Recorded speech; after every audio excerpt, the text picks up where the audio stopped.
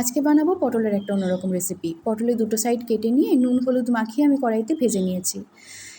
এখানে নিয়েছি একটুখানি পেঁয়াজ আর রসুন গ্রেট করা, এখানে আছে নারকোল, আদা, নুন আর মিষ্টি একসঙ্গে পেস্ট করে রাখা আছে।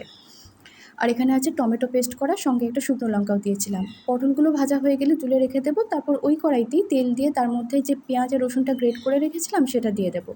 এরপর এটাকে ভাজতে থাকবো যতক্ষণ না বাদামি রঙটা হয়ে আসে। বাদামি রঙ হয়ে এলেই তার মধ্যে দিয়ে দেবো নারকেল পেস্টটা। চাইলে তোমরা কিন্তু এখানে একটু কাজু বাদাম বাটা, পোস্ত বাটাও দিতে পারো। দিলাম পরিমাণ মতন হলুদ, হলুদটা অল্পই দিচ্ছি। এখানে কাশ্মীরি লঙ্কার গুঁড়ো, শুকনো লঙ্কার গুঁড়োও দিতে পারো, কিন্তু আমি দিইনি। নারকেলটা ভাজা হয়ে গেলে তার মধ্যে দিয়ে দেবো টমেটো পেস্ট করা। নুন মিষ্টি যেহেতু আগেই দিয়ে রেখেছি, তাই আলাদা করে দেবার দরকার নেই। এবার মশলাটাকে একটু ভালো করে নাড়াচাড়া করে নেব। একটু ফুটে উঠলে তার মধ্যে ভেজে রাখা পটলগুলো দিয়ে দেবো, তাতে মশলাটা কিন্তু পটলের ভিতরে খুব ভালোভাবে ঢুকে যাবে। এরপর এটাকে জল দিয়ে ঢাকা দিয়ে দেবো।